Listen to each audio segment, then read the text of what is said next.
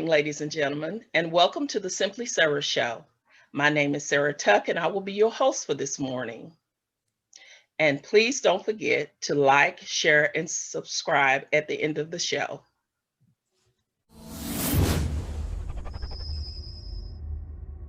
Welcome back, ladies and gentlemen. And as you all know, each month in March of each year, we all try to celebrate Women's Successful Month. And so today I have decided to have our guest come and share with us the things that she has done to make history for the Women's Month history. Her name is Miss Sharon Roshell Thomas from Louisville, Kentucky. And she is a mother. She is a woman that's empowered, and she has accomplished many things through the years. And we are glad to have her today. Welcome, Miss Sharon. Thank you. Thank you for having me. You're very welcome. And we're glad that you could come. She is an intimate fire of God, a family builder, a songwriter, a recording artist, and she is also a talker. So at this time, we're going to give you the floor and let you share with us a little something about yourself. Okay. Well, thank you for that introduction. I am, as my introduction says, the intimate fire of God. You know, it took me a while to get to know who God created me and who he called me to be. And that is one of those identities of how my Father identifies me.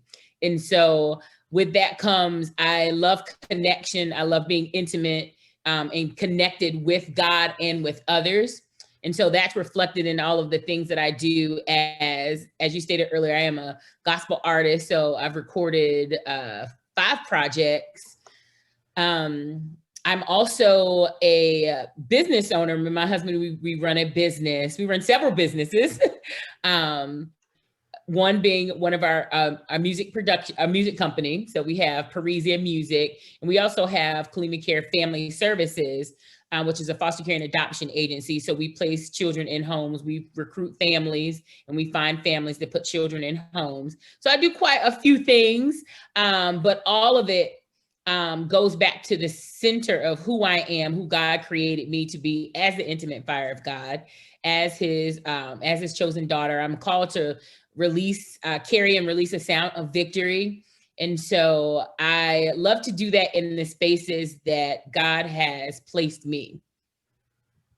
Good. That's very great. So can you kind of tell us, when did you start singing? When did you feel like this is something that I want to do and I want to stand up in front of people and start singing? Oh my goodness.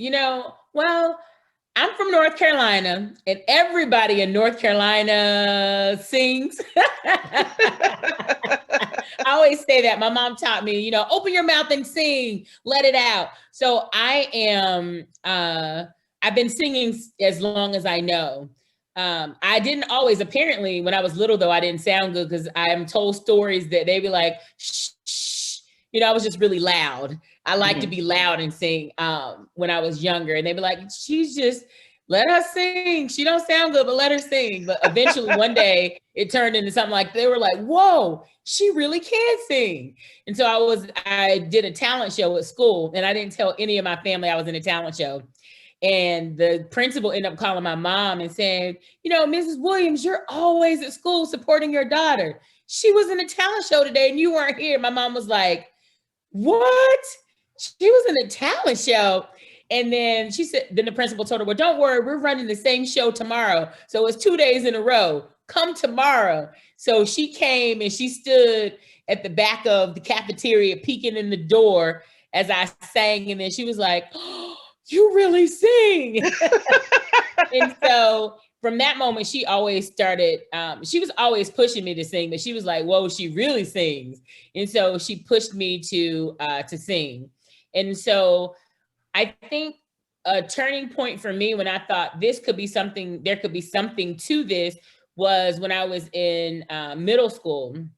I used to call it junior high back in the day, but I had auditioned to for a youth honors chorale that was going to be in New York City at Carnegie Hall. Mhm. And I had auditioned for that chorale, and I made it. In the nation, they picked so many kids out of the whole nation in the United States, and I was one of those young people that got selected to go to New York. And I remember singing on that stage at Carnegie Hall, like, whoa, I came here, and we were having that concert that night, and that whole week we spent in New York, and we practiced at Radio City Music Hall. So I just had an opportunity to see music from a different perspective, that there were people who were doing music professionally. And not only that, though, I grew up.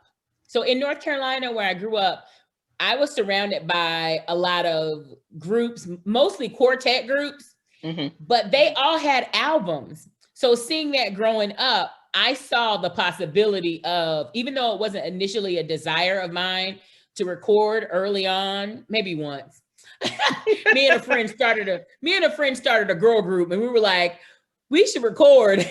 But she was mostly one pushing that, and she wrote the record label to say, hey, we want to record, how do we do this? And so, but it never for me was like a huge thing that I was pursuing. But music was definitely always in my heart and a part of my life. There's always been a song inside of me, and a song that I was singing, whether it sounded good, whether I was too loud or not, I had a song there. And so I think it was a combination of all of my experiences, starting from that, the talent show, then Carnegie Hall, and then being asked to always sing, for, like, when I got in high school, Sharon, will you sing at the games, the national anthem? And so it was just a part of naturally of what I did. Now, I used to be very scared, though. As I continue to grow as a singer, I would be very scared to be in front of people. And I would be so scared I would get sick on my stomach before I'd have to sing, and I have to go to the bathroom. I was just like, oh gosh, I'm sick. I need a mint. I need some water. And so I was able to come out of that later on during my college years. I was able to come out of that as it was like God placed people and put people in place to push me, and to push me to go beyond what I was feeling, and to say, hey, Sharon, you do this naturally. Just go and do what you're created to do. And I think I was putting a lot of pressure on myself to, that I had to maybe sound a certain way, or, people like it, but I had to learn not to focus on so much of what people, if they would like my voice or not. Because, I had to work through those thoughts that I was told as a child, like, you're too loud, you sing too loud, calm it down. But that's the way God created me to release songs. It's usually really powerfully and strong and loud, even though there are times that you have to know when to pull back and know the appropriate setting. But most of the time when you find me opening my mouth, it's going to be me releasing this sound and releasing this song of the Lord, or being pretty loud in my expression, because that's me. God created me as one that has a sound of victory. Victory sounds loud and creative. I'm a creative in my expression, because that, again, is part of my identity, that I am creative. And I like to release songs in that manner. I like to create songs on the spot, and just really just minister to people and love on the Lord with the song that's being released. Okay. Well, like you were saying, a lot of people are shy, because I was one of those ones too in the beginning, but some people might not develop early. It might take them a little longer to develop. They get a little stage fright in the beginning, but as time goes on, they begin to get stronger. And as they sing more and see other people, it starts giving them more strength, and praying and asking the Lord to give you more strength and before you know it, you're able to get out in front of people, and that fear is gone. Yeah, So you're I right. do Mhm. understand, that. And Yeah. to be able to sing at Carnegie Hall is such a great honor, because I have actually been there with my daughter. Okay. One year, the course was able to go there, and they said, you really hardly ever see some people in here singing. So when you get a chance to do that is such a great honor to do. Yeah, and it was. I remember just that whole week. That was huge for me. At I think I was in eighth grade or ninth grade, eighth or ninth grade, and Mhm. it was such a huge moment for me. And I didn't even tell my. The funny thing is, when I auditioned, I didn't tell my mom that she was going to have to go with me to New York. So when I made it, then I was like, oh my goodness, I have to now tell my mom that I made it and I'm going, to Carnegie Hall, and she has to go with me. And it just ended up being a beautiful trip. Just and New York is very artsy anyway. Mhm. So we had an opportunity to go see Les Mis, a Broadway play. So we got a chance to do a lot of things while we were there, and that was definitely um, a milestone in my life, a mark that was made during that time. And I know it impacted me as a singer, as it pertains to singing. So yeah, I really, I really appreciated that time. But yeah, I definitely have. I'm not saying I don't get nervous now, because I do. There's always still that, like, oh my goodness, okay. But I'm not, the nerves don't control me. And I'm not fearful, like, oh my goodness, I can't do this. I can't do this. But usually by the time I get the mic in my hand and I start singing, I'm good to go. I'm just ready to go ahead and get to that point. But there Mhm. was a point that I was really, really fearful. And I was fearful, and I'm pretty sure I could draw the line of that fear being to, do people like me? Or what's their experience with this, and them not thinking, I don't want them to think I'm just, and I had to get away from what people think. Right, right, And right. again, because people had always made comments about my voice, and they weren't the most positive, like, she's just loud. She doesn't Mhm. really sing. And so people naturally criticize. And as a child, I absorbed what they were saying. And so I was aware of that when I was singing. So let me modify who I am so that, everybody can take that.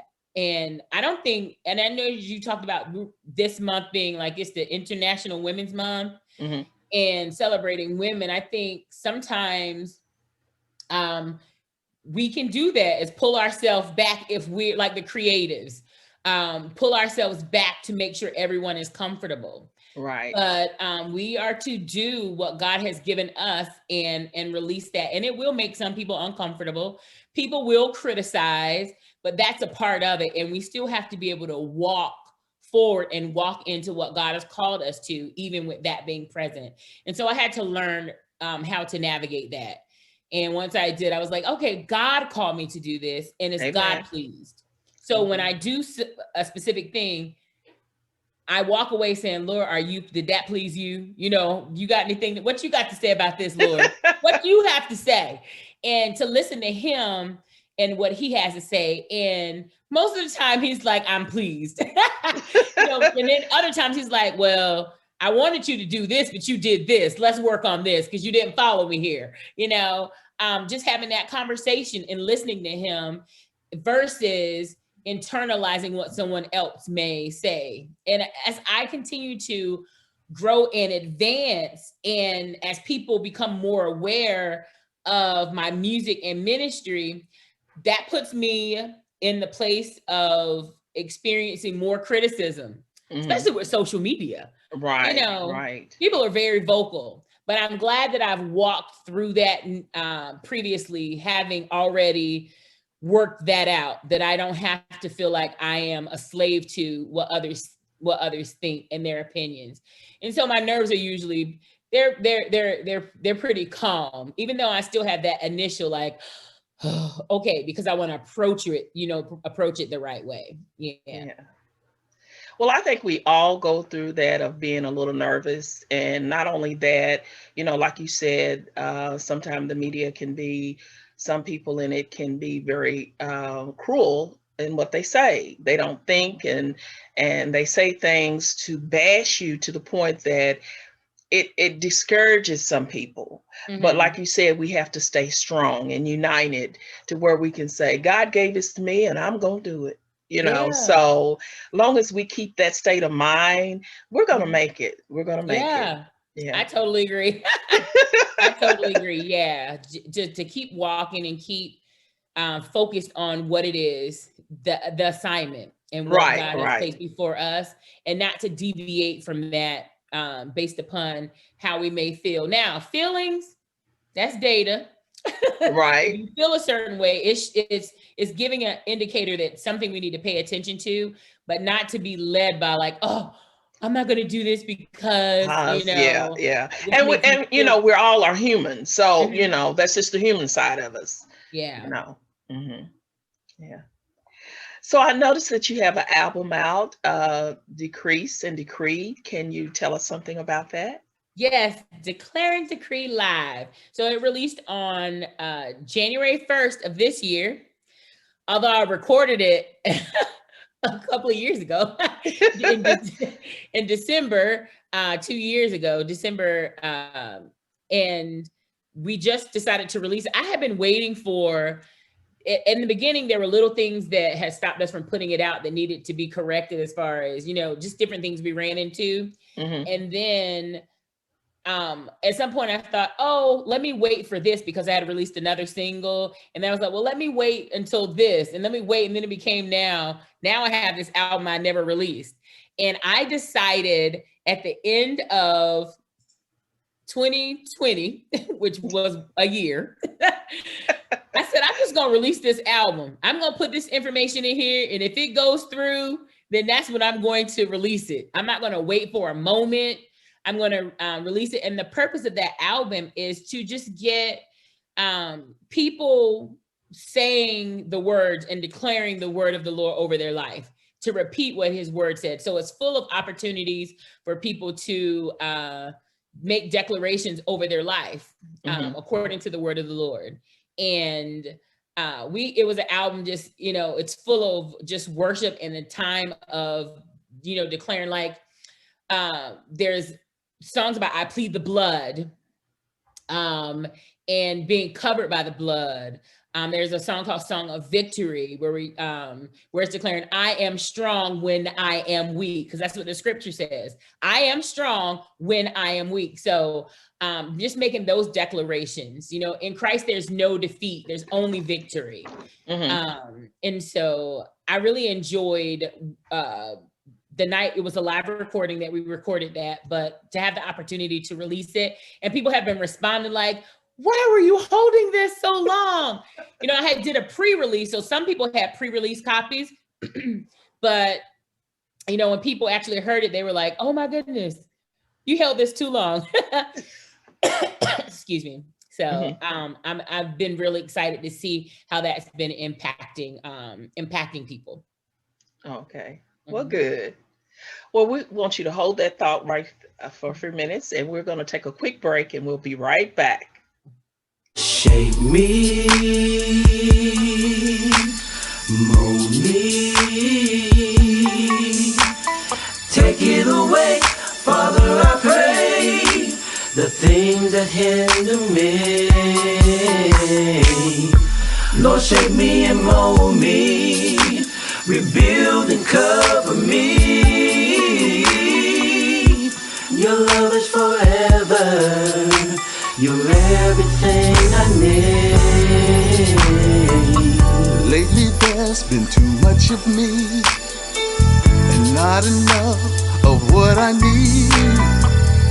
Doing things that I used to do, and I'm falling. Temptation's got me in a mess, so hard for me to control my flesh. Welcome back to the show, everyone, the Simply Sarah Show. And like I said earlier, we have Miss Sharon Roshell Thomas with us today, and she is an artist, singing artist, and we're gonna let her continue sharing things with us today. Do you have a new song coming out anyway soon? Yes, I'm actually working on a new song. And I'm so excited about it. I had a virtual birthday bash recently because March is my birthday month. So I had a virtual birthday bash. And on that virtual birthday bash, I revealed who I was going to be working with on the new song because I hadn't told anybody about it, but he had sent a video. So I am actually recording a song with Fred Hammond. Oh, great. Yeah. Yeah. So it's pretty cool. I'm really honored to be working with him on this new song. So it should be out at the top of the summer. Well, that's good. And Mm-hmm. I'm pretty sure that you hope in the near future to be working with more, artists like that. And Yeah, I think it's cool to have. This is my second collaboration. The first time I collaborated with Tanya Baker, and I love her so much. She's just awesome. And so this is my second collaboration, and so I'm excited about doing this with someone who is so seasoned in gospel music. And it's funny because I feel like I grew up on on his music, although I was I was in high school, but middle school, high school. And so I appreciate this opportunity. He's good people. I've enjoyed this process of working with him so far. And I appreciate that he loves the song and is joining me on the song. So. well, that's great. That's really great. It's good when you can work with somebody that has led the way and you can go and be with them and they can, bring you to that point where you can be even stronger and empowered and even more in working with them and sharing the stage with them. That's just a great opportunity. And Yeah. it's very great. And Mhm. I noticed that when you said earlier in the show that your mom was there for you. It's so good to have your family there to support you and have your back, as Yeah. to say, especially mom. Oh my And goodness. I've had the Mhm. pleasure of meeting your mom. She stepped in and Yeah. helped me in the play that night. So Yeah. she is a wonderful, lovely lady. You did meet my mom. Yes. My mom and dad have pushed me since I was a little girl. And my mom has been like a huge push. I always tell her, thank you, mom, because I get to write songs now and I can sit down at a keyboard and write the songs out because my mom made me take piano lessons. And I didn't like it at that time. I was like, ugh, why do I have to play the piano? I don't want to play the piano. I don't want to practice. And my auntie, Deborah, Oh, believe me, I do. She she her and my mom would get together and they would make us play while they sang. It would be so horrible for us because we would be like, they could sing for hours, literally. And so it was, it was kind of rough on us as kids, but I appreciate it now. I appreciate that she recognized that it was something that we would need, even though I didn't recognize it at the time.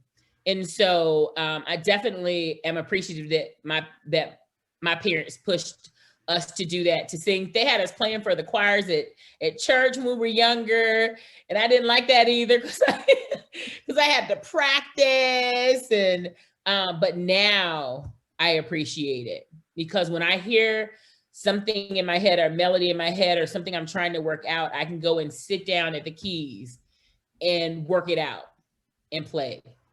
So, and it's good that you know how to do that. I mm, started out playing the piano myself, but I didn't finish. mhm, I just realized that part wasn't for me. mhm. God gifts us all in something, and I just really felt like that wasn't my gift. Yeah. And but I did give it a try. It's always good to dibble and dabble here and there, and I had that chance to do that. That's But true. I do sing from time to time, and I'm hoping one day to take another step and go sing a song, hopefully one day. And I'm going to be working on that one day. But anyway, I'm not going to get into that right now. But I've been taking different steps and doing different things. So that's one of the things I would like to do next. But I have to pray about it and see where God leads me in it. So I'm going to see into that. I know she was telling us about the adoption agency. How long have you been doing that? You and your husband? So Kalima Care was founded in 2016. How we started Kalima Care, both me and my husband, we worked in the field. I worked in case management, and my husband worked in residential. He was a supervisor. And then we were both foster parents. And so we were complaining one day about what we experienced in our home as foster parents and then what we experienced in the field. And we said, well, wait a second. We could come up with some solutions to this. So if we had an agency, this is what we do. And so we started talking about and writing down what we would do if we had an agency. We were like, well, why not pursue it? Let's go ahead and do that and start a placement agency. And we did. And so we are therapeutic foster care. So all of the children in our agency have a mental health diagnosis. They receive therapy twice monthly. So we have therapists on the staff. We have case managers on staff. We have a treatment director on staff. And so, God has really blessed us. We have a great team of people that we work with to help meet the needs of our children and to place them at homes with parents who can provide care for them. So we do recruitment of parents and we train our parents. So once we recruit them, we train them. We do the home study preparation. We get them prepared to receive a child in their home. And do you have a lot of adoptions going on, or just a small, We do have a small amount of adoptions. I think within the last year and a half, we have, we have 14, we've had 14 adoptions. Okay. Mm-hmm. Well, as time goes on and people become aware and learn about it more and more, you should increase as time goes along. Yeah, but we do more foster care placement. So we've placed over 100 kids. In home. So yeah. Oh, okay. And could you tell us about HOT, which is the Heart of King? Yes.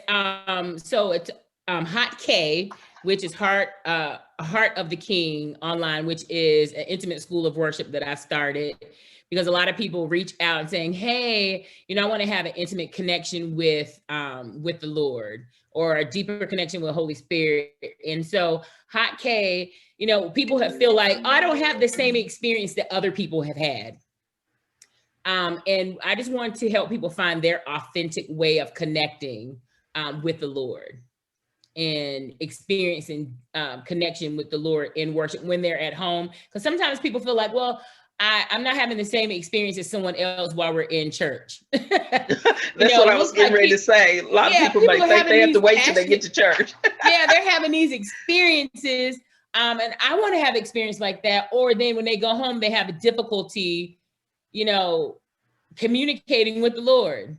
I want to, the school is to help people have that intimate connection where they're not dependent on somebody else. They're not dependent on a band to play music to help them to have a great time with the Lord, where they can have a great time with the Lord while they're at home. And when they're by themselves. Yeah. I'll forget if my daughter's here and I'll be singing at the home. And sometimes I get loud because I'm a high soprano. And she's like, she'll text me, Mama, can you sing a little softer? So when you said, sometimes you sing loud, I can sympathize with you on that, because I'm like, sometimes I've been told the same thing by her and a few other people. Even my mom used to say, can you quieten down some? But I tell her, I said, Mama, that's just the way I am. Even sometimes when I get excited and I get to talking, my voice tends to rise, Me because too. that's just me. But I've learned to try to quieten it down a little bit. But when I get happy, I'll just start singing real loud, and she'll just come through and look at me like, will you kind of quieten down a little bit? Yeah, I get that. Yeah. Well, is there anything else you'd like for us to know about your singing career, your um songs? Yeah, just look out, if you're wanting to connect with the Lord deeply, and you want to go deeper in your relationship with the Lord. I believe that my music will help you achieve that and to get closer to him, especially with declare and decree, making those declarations and letting that music play over you. I believe that will be a help. And people, if you have Spotify, you can listen on Spotify, you can stream it. I know now we moved, you can purchase it, but you can just stream it and listen to it and let it play over you. And if you're wanting someone to help coach you through to a more intimate worship life with the Lord, then I can definitely, them signing up hotkonline.com, they can register for classes on hotkonline.com.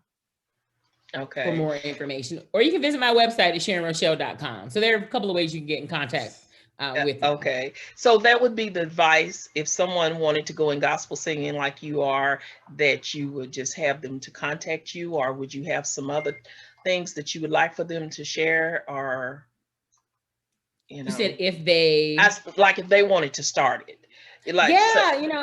If someone's interested, I'm always willing to share information. Yeah, well, how you can get started in music. I always encourage people to do it and to understand it won't look like everybody's doesn't look the same, but there is a starting place. And to get started and to share your music, there are some particular ways, yes, that you can, things to do. So now Hot K isn't particularly for someone wanting to get started in music. But I do have information and resources and people I can connect them with if they're wanting to start out. I definitely share those resources. Yeah. Oh, okay. Mm-hmm. And one last question. What are you doing since the COVID virus is going on to help keep your followers in contact with you? Because I know you're probably not being able to get out amongst them and having a lot of concerts and stuff. So how are you able to keep your followers following you? I've been a little creative. Like this weekend I did for my birthday, I did a virtual birthday bash. Mm-hmm. And it was, people thought I was going to be sending a Zoom link out for them to get on a Zoom party, but it wasn't a Zoom party. It was actually a production of, I had different people that I invited on that would speak, and some sang. And then at the end, I did a concert. It wasn't really a concert. It was just a moment of worship, but it was like concert style. And so I engaged them in that manner. But I continue to keep things like in 2020, I released a music video. So even though we were in COVID, I had a new video that came out and then a new song. And then with the album. So just continuing I haven't really, I used this time as what it was. I know we took a break and a rest, but I rested as well and listened to prepare, and not so much did some forceful work to make sure I was like, let me try to keep their attention and keep this. I'll just remain authentic in my connection with them, and communicating through social media. But I did lay back a little bit with that as well. I really took the moment to rest and to listen and say, okay, Lord, what's my next steps? Right. And out of that came this connection that I have, like when I'm doing the single with Fred Hammond. That was birthed out of that pause. And so sometimes we think that, oh, it's the things that we have to do, but sometimes it's the things that you're not doing, taking that break, listening. And then, but I was able to still remain in contact with, and I think that's basic of responding when people speak to you and talk to you, that you're communicating with them and engaging with people on social media. Oh, okay. Well, good. Well, we would like to thank you, Miss Sharon, for coming on the show today. And we appreciate you. And we thank each and everyone for watching the show today. And we hope that you will continue to watch us and support us. And so I just thank you, everyone. And until we meet again, stay safe and wear your mask. Sincerely, Sarah Tuck.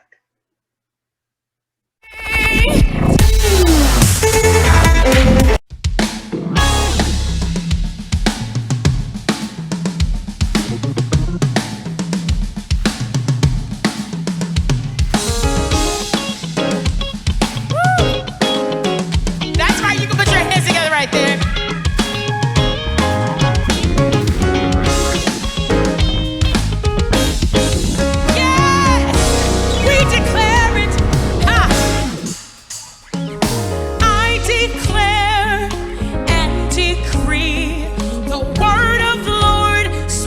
Over me, and I shall see it manifest in my life. This word is gonna come to pass. I got his word on it. It's gonna come to pass. I got his word on it. It's gonna come to pass. I got his word on it. It's gonna come to pass.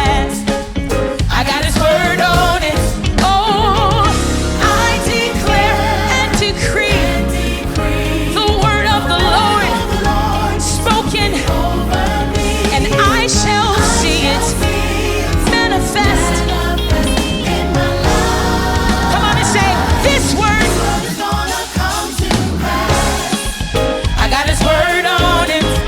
It's gonna come to pass. I got his word on it. Yeah. Oh, I got his word on it. It's gonna come to pass. I got his word on it. Come on, sing it again. I declare and decree the word of the Lord. Hold it over yourself. And I shall see it manifest.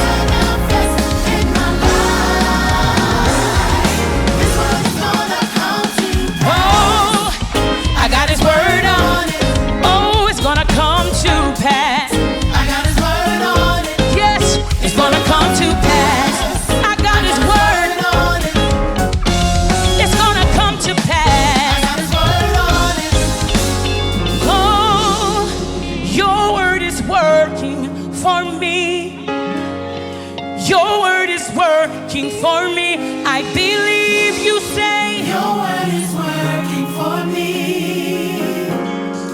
Your word is working for me. Come on, say your word. Your word is working for me. Sing it like you know that word is working for you. Your word is working. Say I believe. Your word is working for me. Your word is working for me.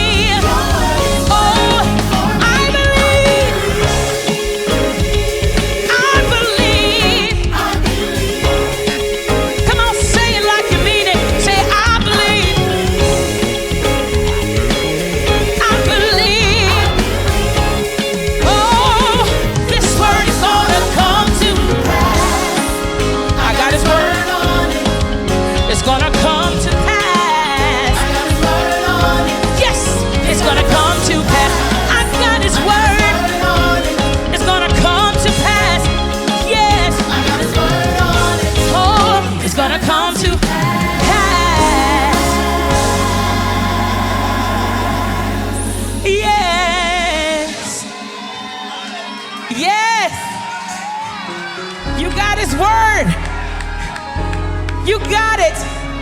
You got it. Oh, you got it. You got it. Your word is working for me. Oh,